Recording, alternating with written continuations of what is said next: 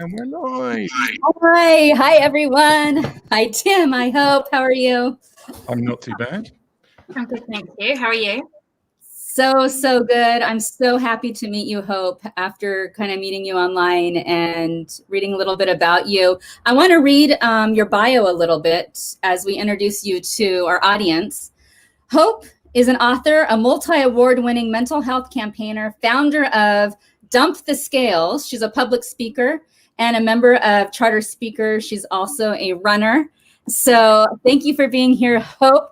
Hope, I have so many questions for you, but let's start with, would you describe yourself in 3 words? And yes, Tim, I totally stole that from you.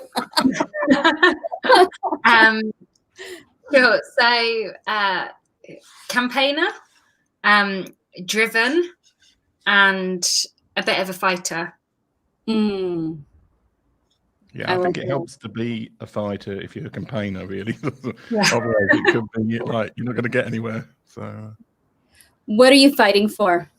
So right now, fighting to end injustices for people with eating disorders. So I do a lot of work trying to make sure that people with eating disorders get the support and care that they really need.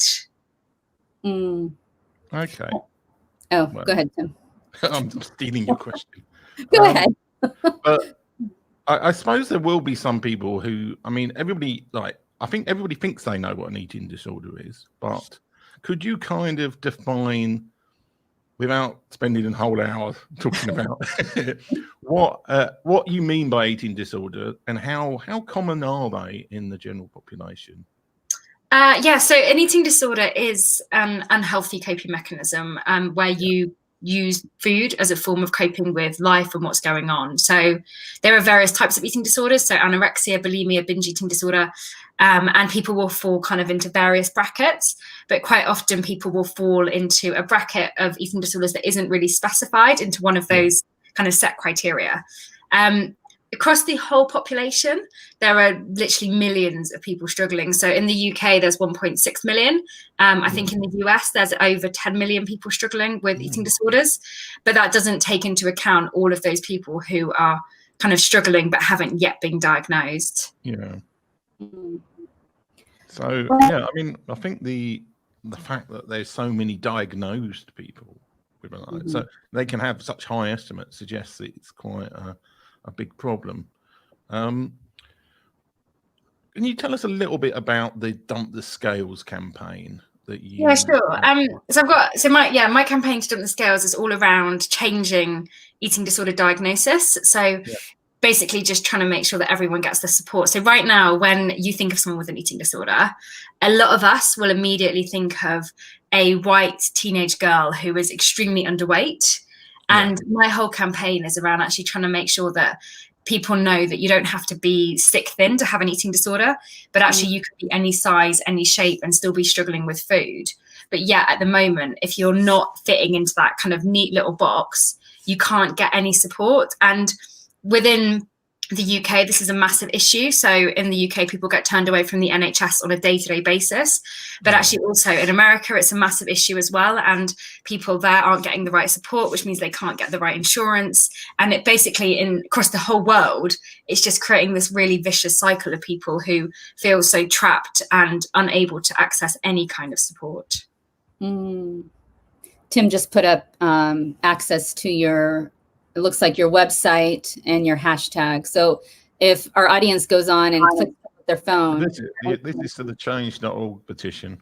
So I'll put the links in the comments as well. But this is like nice little QR code people can scan watching on TV. I love that. It looks cool. It's awesome. Tim works so hard on all this.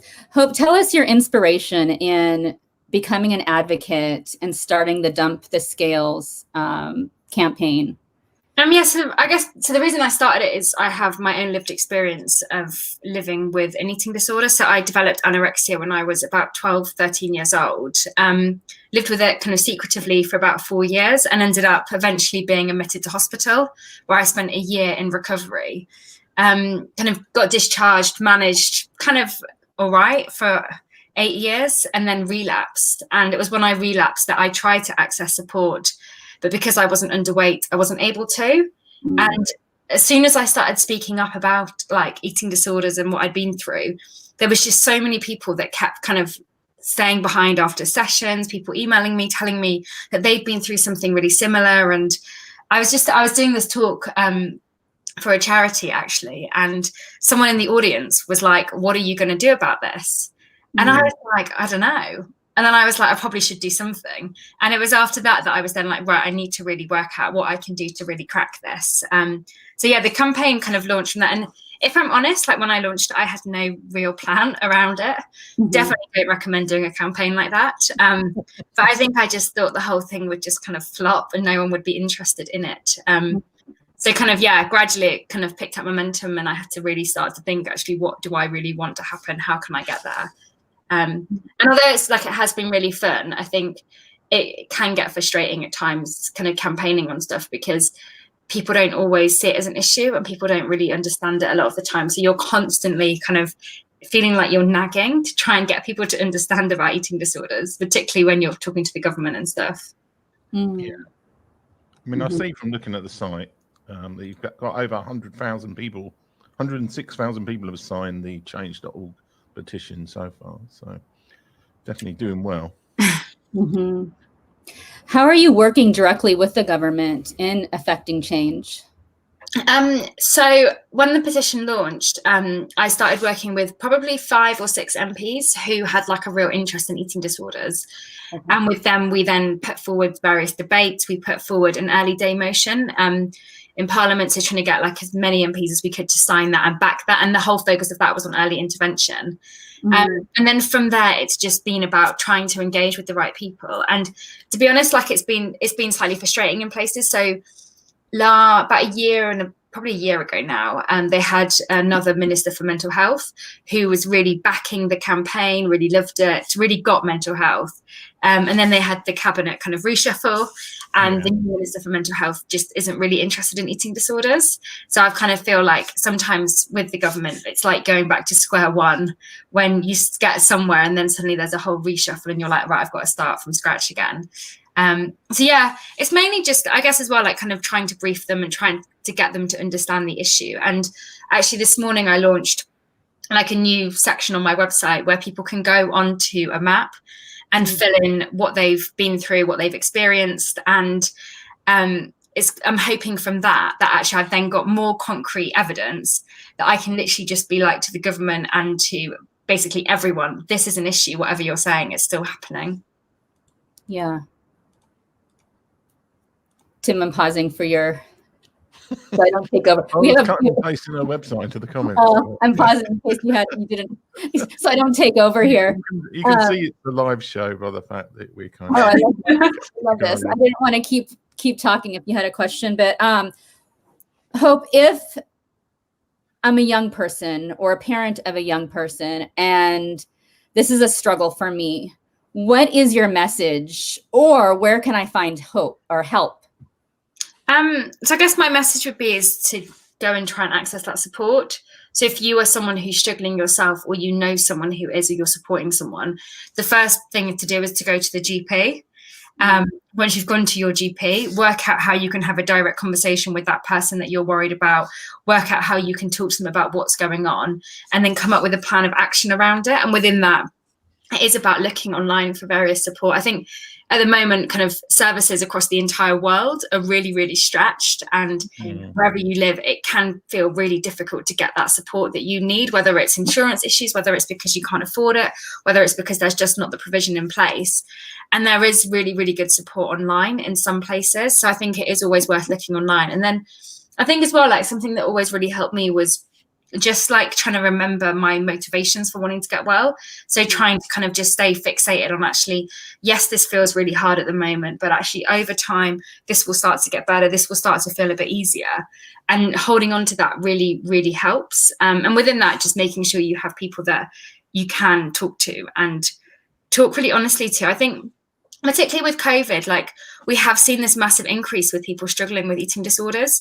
And just such a difficult time for everybody, but there is just so much uncertainty, and it's that uncertainty that the eating disorder really thrives off.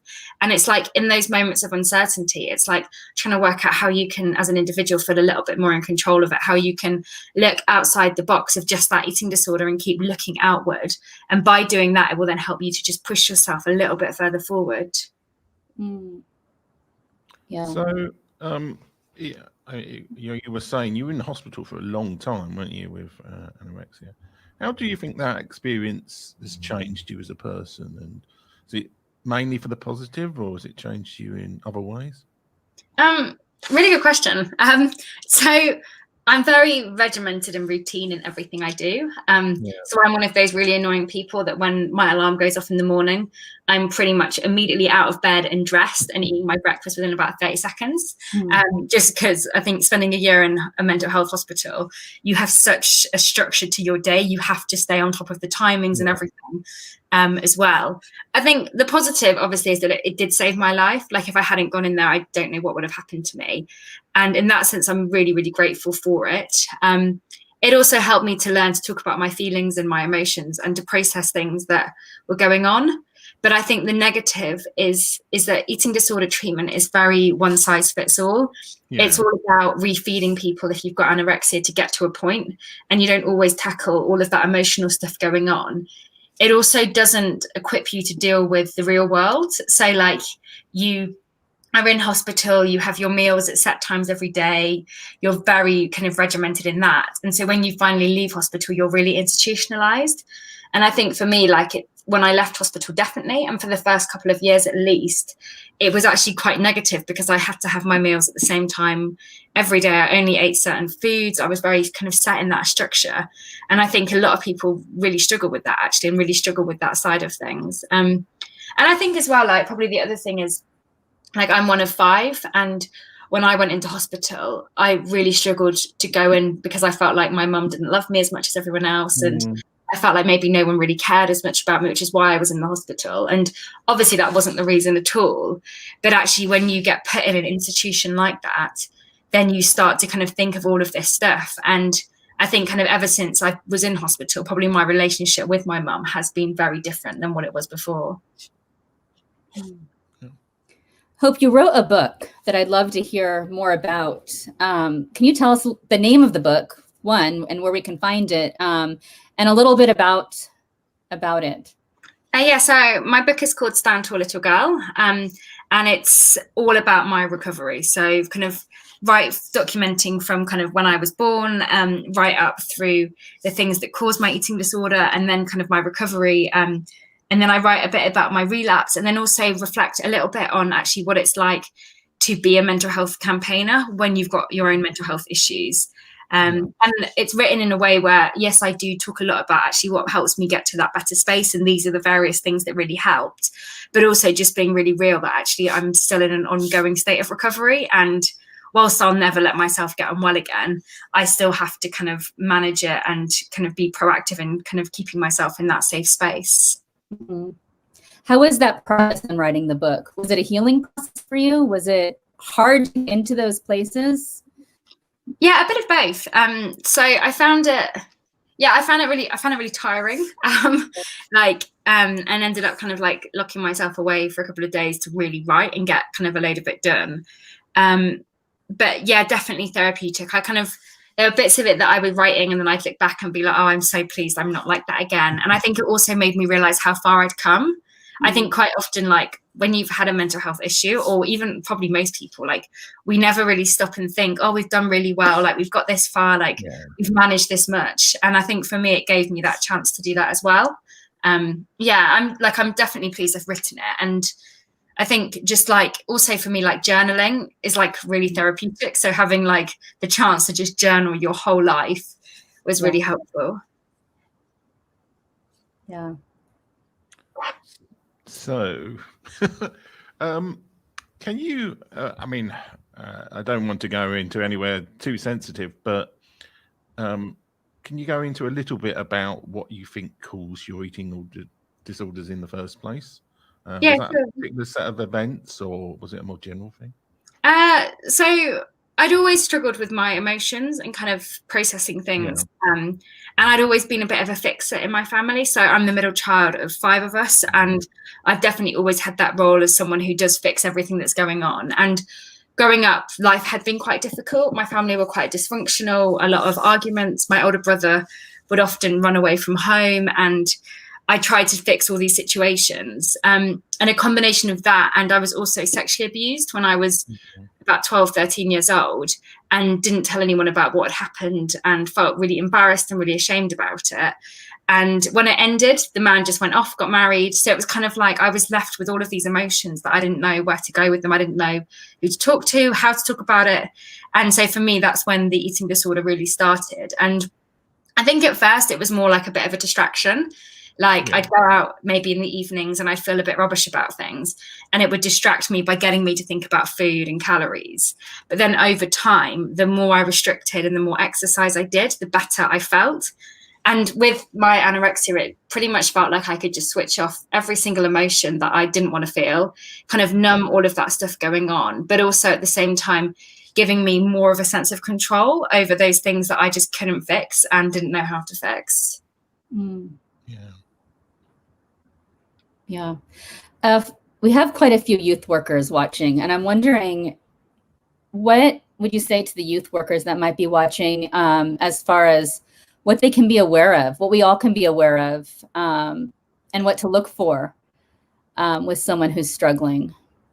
Yeah, so I guess the first thing is like, don't wait until you notice that change in weight.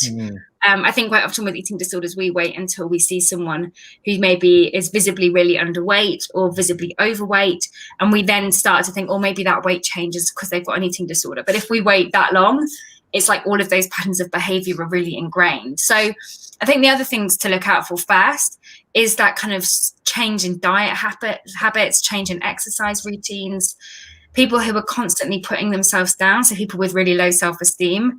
Maybe you've got someone who has been really outgoing and they get really withdrawn, or people who go the other way as well. And also people who just get really distracted and really distressed at meal times. I think like quite often, if there's kind of, with youth work particularly, you quite often have food at events. And you'll notice when actually some of those young people start to stop having quite as much, or when someone maybe starts to turn up 20 minutes after the meal every single week, even though in the past they used to always come to that. And I think the thing that makes it really hard with eating disorders is, despite the fact they're really secretive illnesses, the way that society is constructed, we do live in a society where there is so much focus on food and exercise, and so many people have that disordered relationship with food that sometimes we feel like, oh, maybe it's normal, maybe it's fine. But I think as soon as you have a bit of an inclination that something isn't quite right, that's when it's really important to start having those direct conversations and to flag that with the person. What are some questions we might ask? So for me, the first thing to do is always to be direct. So actually sit down with someone and say, I've noticed that you've been turning up late every week. I wanted to check in and see if something's the matter. I've noticed that you're not really having as much to eat. Is something going on? Or I've noticed that you're exercising all the time. And then once you've done that, quite often the reality is the person will be quite dismissive. They probably will shut you down, be like, nothing's the matter, I'm fine. And then when that happens, it's like, be patient, go back to that person a couple of weeks later and ask them how they're doing. Check in with them again. And when you're having those conversations, it's like, remind them that you're not going to watch what they're eating, but just remind them that you're going to be there when they want to have that conversation, when they're ready to talk. And I think with all of it, it's like, I think I said it a moment ago, but like the eating disorder is a coping mechanism. So actually the food isn't the issue, like the exercise isn't the issue. It's because something else is going on. So as soon as we start to kind of work out what that is, then that person can actually start that whole recovery journey.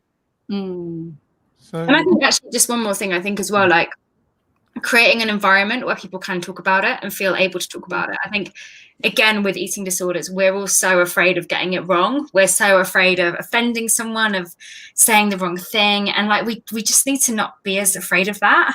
Like, we must have to be experts that talk about eating disorders. Like, if someone broke their leg, we wouldn't like immediately try and plaster it up. And it's like, with eating disorders, it's just about listening to that person. It's about being there for them. And we need to start those lines of communication. And I think as well within youth work, it's like, make sure that where you're working is a safe place for those individuals. Like, don't have this kind of fixation on calories and dieting. Like, be mindful of those conversations, be mindful of what we're saying so that people do then feel safe talking.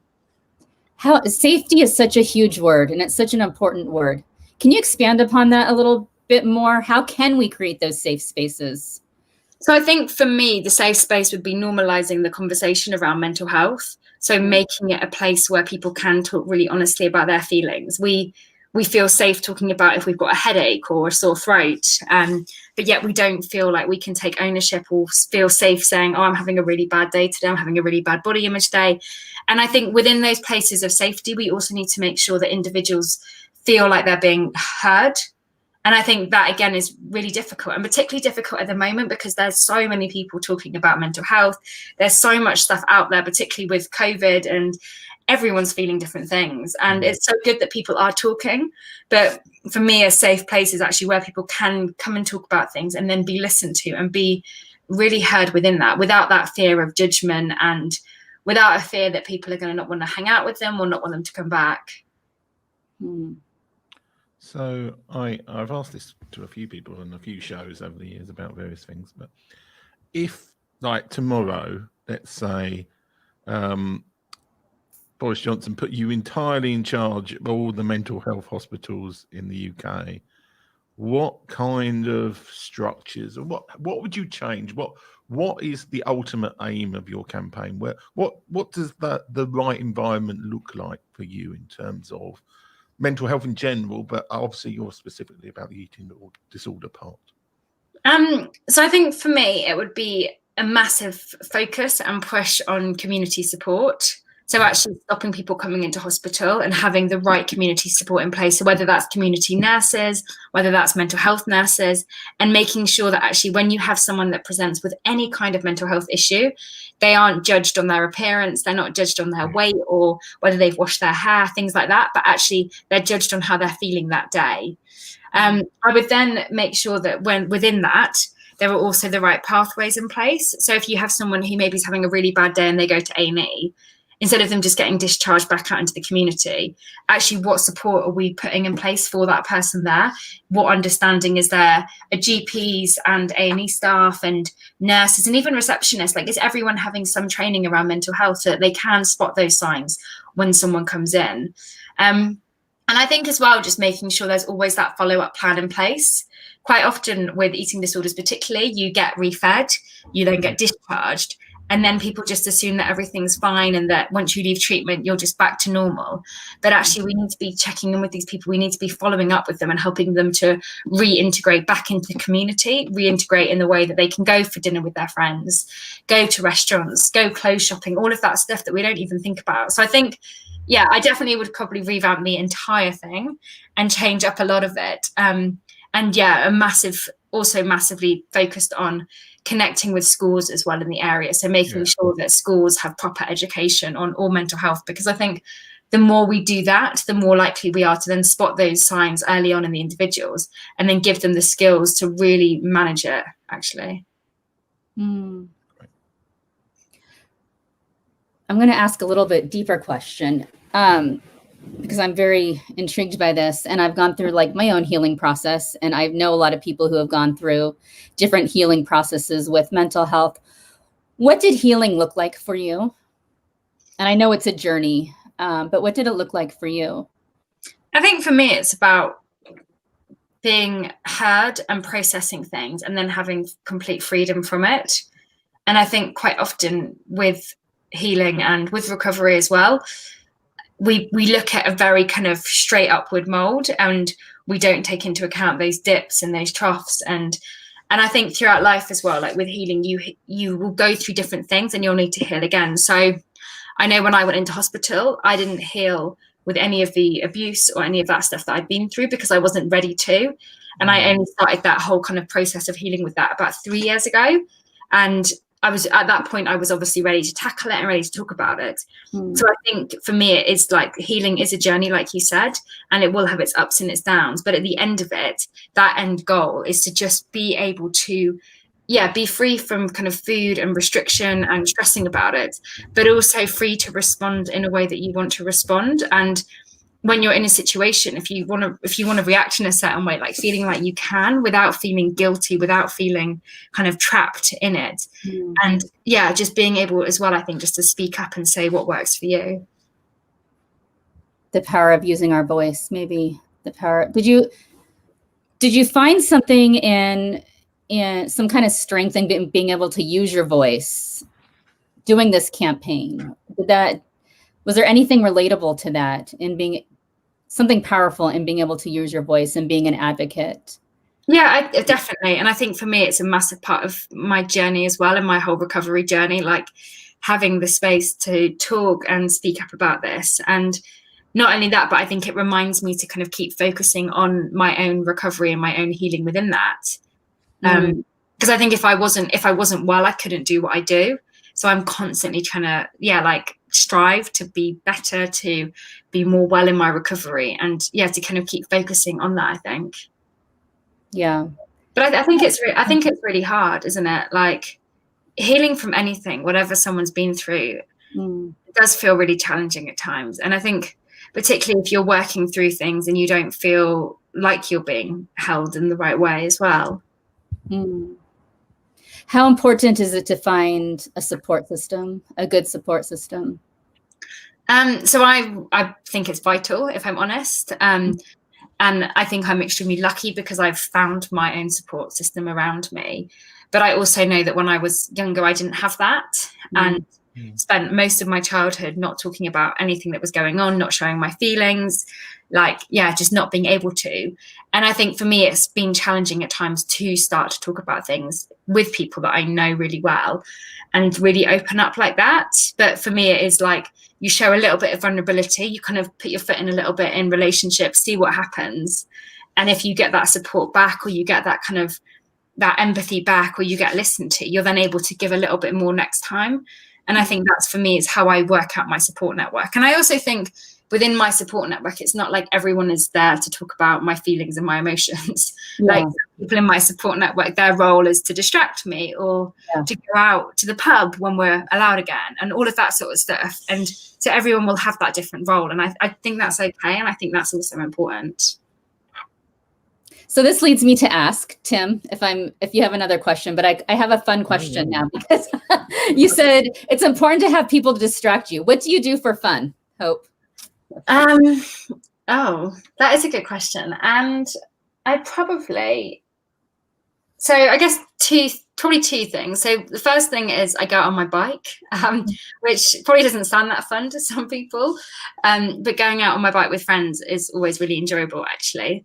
And then the other thing is going out in the evenings. So going out with, I've got like a group of girlfriends that I love going out with, and sitting around, just chatting, drinking, kind of dancing when we used to be able to dance, that sort of thing. And I think for me, that distraction is really, really key and is so important. And actually probably something that I really miss now I come to think about it, for like the last 8 months of not being able to do that properly. Yeah.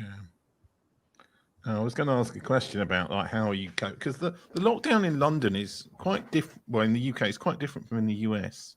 We've got very draconian rules in terms of like we can't meet anybody outside our household in a pub, except outdoors in the pub you can meet. I'm not sure if you're supposed to go indoors one at a time so that you don't to get to the outdoors. But how has the lockdown affected you? I mean, has it challenged you from a mental health perspective as much more having your history of mental health issues, or do you think that that's helped you cope better with it in a way? I think a bit of both. So right at the start of lockdown, I really struggled with the gyms closing, because I use exercise as a big part of my recovery, and it's like, a massive part of how I cope with things. So I found that really hard. And I also found it really hard, the amount of people who were just like going out and just buying every bit of food off the food shelf, because I was then like, I can't get like the food that I want.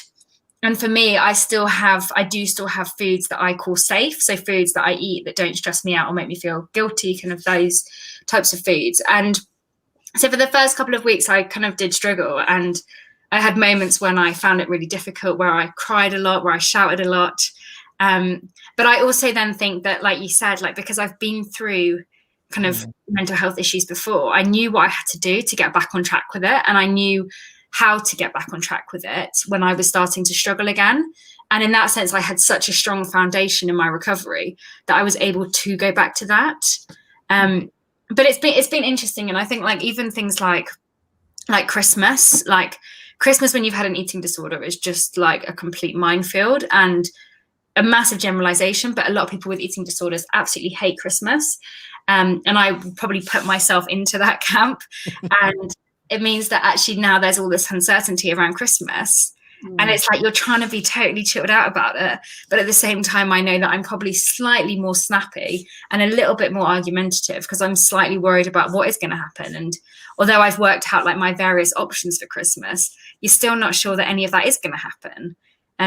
So I think I think it will throw up different challenges further down the line, basically. But it's strange in London because it's like, I feel like no one really knows what's going on either. And it just feels a bit messy, the whole thing. Well, I might make use of a loophole that apparently you can meet people indoors if it's work related. Oh, yeah, I saw that on the BBC, I think. Given I work for myself, it's like I could have business, make up a business meet. Not that I said that. I'm not. It's proper business work. It's a business meeting. That's funny. I don't know what our rules are, to be honest, because they're different by state. I don't know what's happening anymore. Other than we wear masks outside at all times. So outside. That's bizarre. I mean, that's bizarre by UK standards. But I was talking to somebody from Denver, and they were saying like they can meet up to 30 people can meet indoors, but they have to wear masks everywhere. So it's kind of like we can go to I thought we could only go to restaurants outside, but we can actually. I mean, restaurants are seating people inside now, so you wear your mask. You can sit down and then you take your mask off. And that's California. I'm not sure what it is across America, but we're trying to figure this out. I don't even know. I have no idea. It's an interesting across the world, but we're in it together. So that's interesting. That's I mean, true. I feel like everyone thinks they're an expert on it now. So whenever when they're like, this is what should be happening, I'm like, how do you know? And they're like, well, I'm an expert. I'm like, why? Nobody knows. Somebody has to be an expert. I don't think anybody knows. I think we're all questioning, and it feels nice to be able to talk to people around the world. So we know, you know what, we get a global perspective, and we're in it together. Yeah. There's something comforting to me about that. I don't know. Yeah, I know what you mean. It feels nicer instead of it just being us all stuck in England with it, I think. Yeah. But even across England, it's also different anyway, isn't it? Like between cities now with what everyone's doing. Yeah, somebody in Cornwall got a very different experience to somebody in, say, Manchester. Yeah. This is going to sound a bit of a weird question, but I'm going to ask it anyway. You've been interviewed on like the BBC and Talk Radio and various other. How has your experience with media improved as you've gone through all these various do you think like there's a particular skills you've learned being a serial sort of high level interviewee on shows, much more organized than this one? I think I've got more confident and a bit more bold. I think when I first started, I felt the need to answer every single question that anyone ever asked me. And if I didn't, I'd get really uncomfortable and it was just really awkward. And I think as well, like before, when I first started doing it, if I was on like a panel on like, I don't know, like BBC or Victoria Derbyshire, quite often did panels with her. Like at first I just would kind of sit there and wait my turn. But over like since I started doing more of them, I now speak probably out of turn quite a bit when I'm doing stuff I want to say something. And I'm also able to say if I don't want to answer something. So actually on Sunday, I did Talk Radio.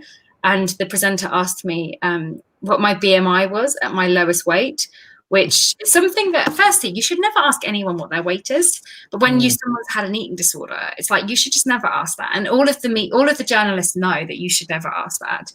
And in the kind of like olden days, I probably would have like not answered, but kind of mumbled a little bit, got a bit uncomfortable and kind of moved on.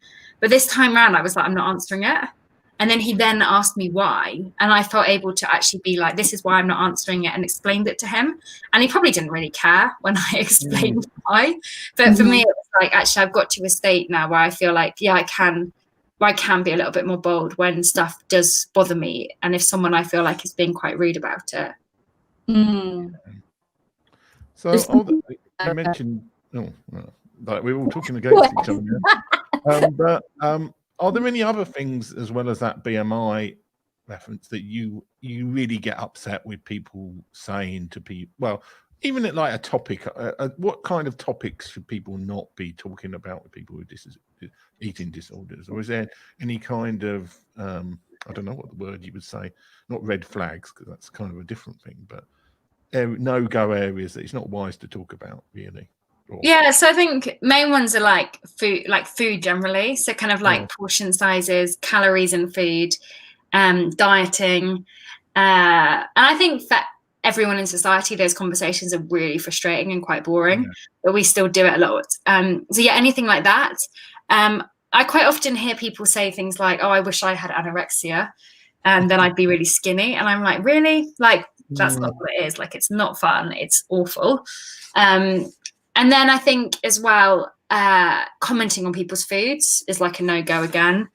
Commenting on people's weight generally. So not just the BMI factor, but if you've got someone who you know who's in recovery, like commenting on their weight change. And I think what makes it really hard is that some really harmless comments to other people can be really twisted when you've had an eating disorder. So for example, if someone says to me, oh, you're looking really healthy, my brain can like distort that word into like this real negative factor where it's like, you look really bad, you should be ashamed of yourself, all of this stuff going on.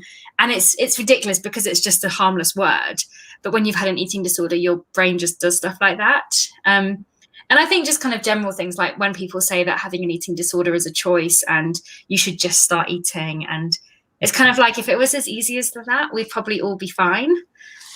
Yeah. So I think, and I do think that it's like one of those things that if people get it wrong, it's like this, it happens. And when you have an eating disorder and you're far enough through your recovery, you're able to say, don't say that, like, and push back a little bit. But it's definitely hard to do that at the beginning. Yeah, I was going to say there's something powerful in hearing you speak to a reporter in that way and kind of saying like, this is the way it is, and this is why you don't ask this. And did you feel empowered when you do that? Did you feel empowered when you did that? I think I felt more angry. I was trying really hard to not look like really, really angry when it was, yeah. And then when I watched it back, I was then like, no, I'm pleased I said something. But it was one of those like weird kind of out of body experiences when I was like, am I really being this direct? And am I coming across like I'm really angry, or is it okay? But looking back, I think like, and actually the response I've had from pushing back has been so great that I'm kind of like, actually, I now feel more empowered to do it again and to be so much more bold in those situations. Well, and you doing that, being willing to do that, you're empowering others. Because me hearing you do that, I was like, okay, you know what? I feel like I have permission to do the same and to speak my voice. Do you know what I mean? Yeah. In some ways, you give permission to other people to do the same and not cower in those moments, whatever the topic might be. Yeah, and I think that's the thing, isn't it, with like journalists, is you feel like you're so worried that you're never going to get asked to go onto a show again, that you feel like you want to give them everything they want. And I think that's definitely what I was like for so long, and probably at times still am a little bit. And I did think kind of on like Sunday afternoon, I was like, they're probably never going to get me to go back on talk radio ever again. But I was kind of like, actually, does it really matter? Like I stood my ground on something and it's fine. It's what it is. But yeah, I guess that is like giving yourself permission to just be who you want to be. And if they can't take it, then it's their problem, not ours, maybe. Yeah. You don't necessarily want to be known as the perpetually angry person, but I think anger over valid things is always a good.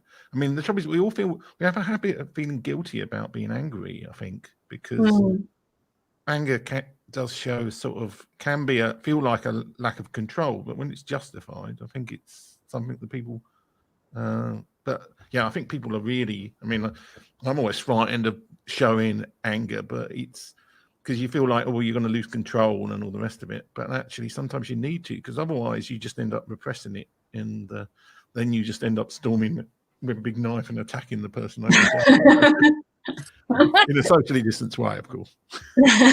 Obviously. Yeah, this is such an interesting word too, because gosh, this topic keeps coming up with anger, and it affects change. Without anger, sometimes we don't necessarily affect change. And so it gives us that permission to affect change. And it's necessary sometimes in the face of justice, and standing up for ourselves, I think. And so I think it helps shift stuff as well, like internally in like your own journey too. Like if you don't, and I think like for me as well, like if I'm not a very angry person, but when I am, it's because something really matters. Yeah. And like sometimes you feel like that's the only way that people will really listen and really take you seriously, if you show such a strong emotion. Yeah, absolutely. I know my own therapist told me, you need to get angry, Christelle. Because sometimes that's what's going to move you, or that's what's going to, you have to have these emotions. You can't just, blank it out. So it is important. Hope, next question. Where do we go from here with what your campaign and what you're doing? And we're in such a strange time to be trying to push things forward. So where do we go from here with this campaign and with your mission? Yeah, so I think it's about keeping those conversations going, and holding kind of high profile stakeholders like the government, like insurance companies in America, like people in services to account for that support. I think if you're someone who's struggling, it's like, go back to your doctor, go back to your GP, like go and have another conversation, because you deserve that treatment and you deserve to get that support. And the more we talk about it, the more pressure we can then put on the government here, but you guys can then kind of shift up things in America as well. And so I think for me, it's just keeping the conversation going. Like it's amazing. It's amazing when you talk about it in these kind of situations and you have the chance to talk about it. But then I always think like, actually, you have to look at what you can do moving forward. Like what's an action that everyone can take? And it's like, maybe it is having a conversation about eating disorders. Maybe it's about tweeting about a campaign, or showing your support for something, or doing something to just show that you are committed to making it change and make that difference. What message would you have right now for people struggling in this moment? I'd want them to know to keep going. So life can feel really sucky at times, and quite often there's no explanation for it. But whatever that eating disorder is giving you, whatever that value and purpose you feel like it's giving you, it's not going to last. And actually, if you start tackling what's really going on, then you'll be able to live a much better life. And I know for some people that will seem so unachievable and so scary. But actually, if you start taking those steps forward every single day, over like a day, then becomes a week, then becomes months, and you'll be able to actually look back and think how far you've come. And I think as well, like quite often with eating disorders, we do think they're like having this best friend with us all the time, but actually they're not. Like they're so destructive, and they make our lives look so much more inward at ourselves. And it is about just remembering that and thinking about all of that other stuff that you actually want to get out of life, the things that you want to achieve, the things that you want to do. I love that. I think it's a powerful message. Tim and Hope, I have to get going. Please stay in touch, Hope. I'm going to tweet you and say hi, and kind of keep your campaign going in my own feeds. And I hope other people be willing to do the same, and bring awareness to what you're doing. So thank you for being here, Hope. I'm going to step out. I'm going to leave you to keep talking.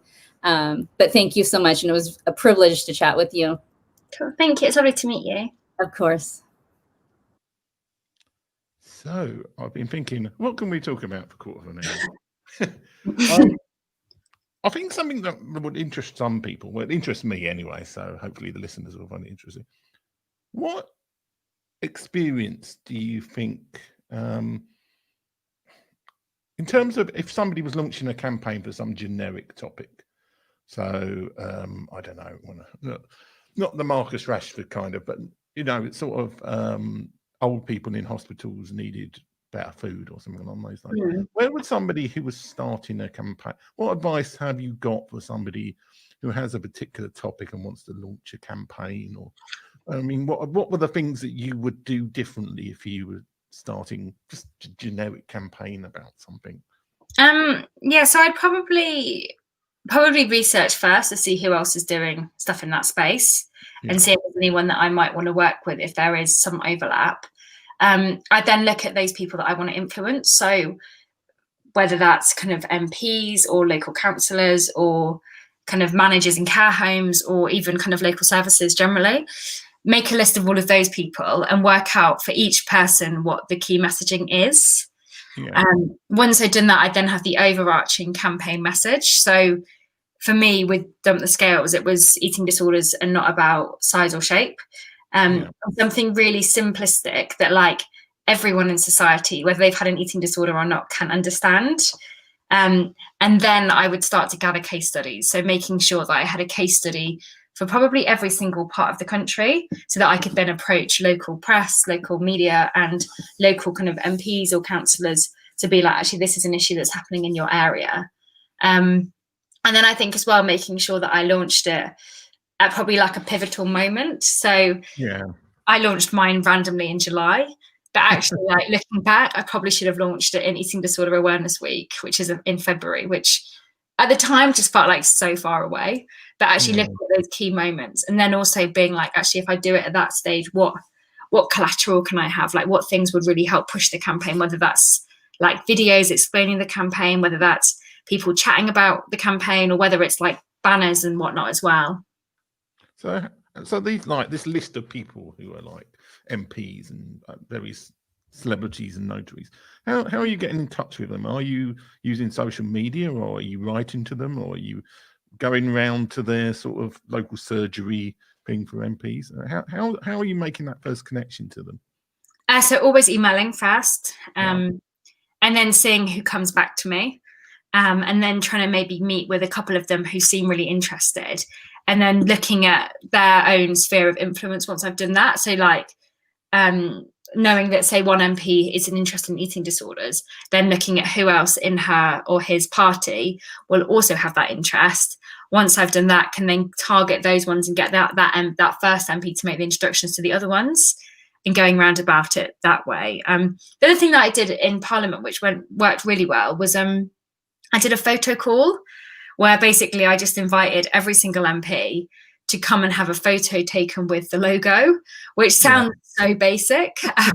But like for them, they loved it because it was like a photo opportunity where they could show support for eating disorders.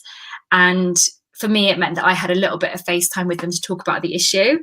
And then also had the chance to kind of give them a briefing and to kind of make sure they had some understanding around it. Yeah. So do you think that, like, from a personal life experience point of view, running this campaign has made you more kind of extrovert and outgoing, or has it basically just been like the same? You were like that before, so to speak.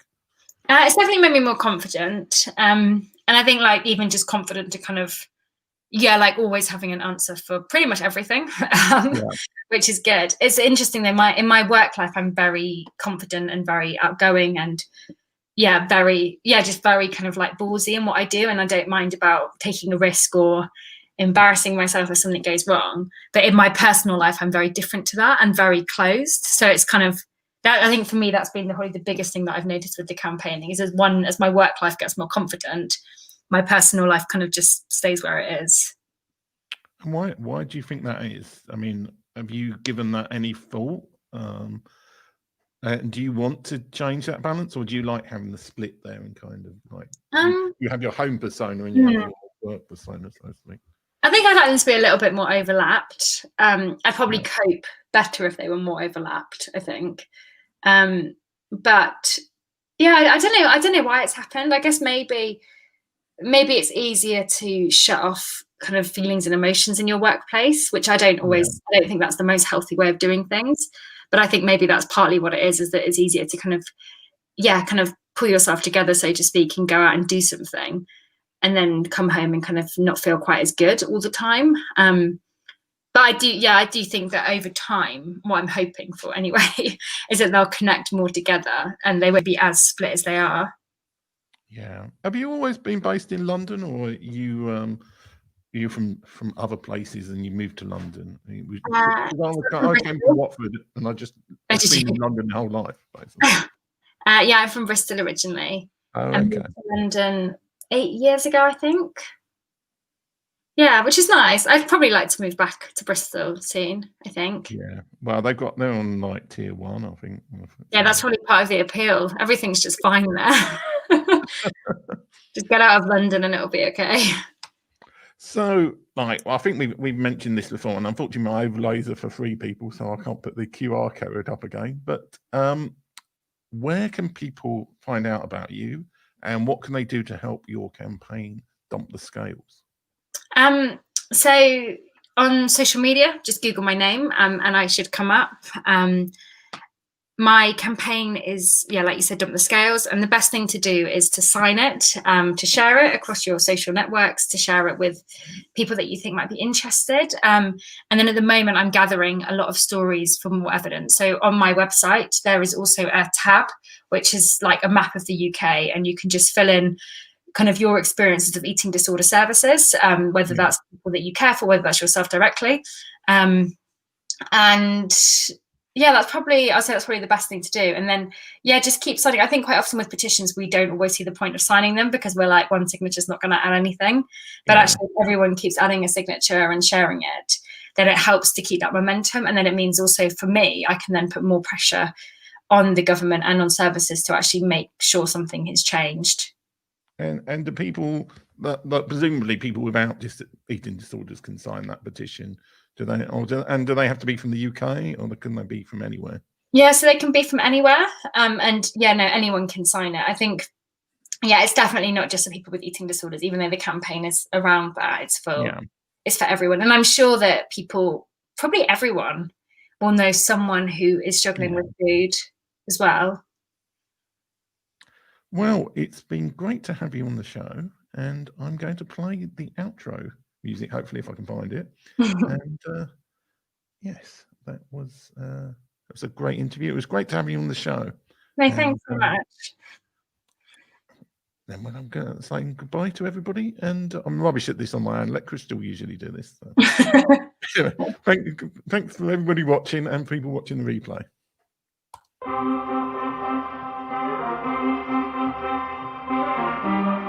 This is terrifying for me. I've made more money in the last 3 years than I did in the previous 7. Cliche shit, you know.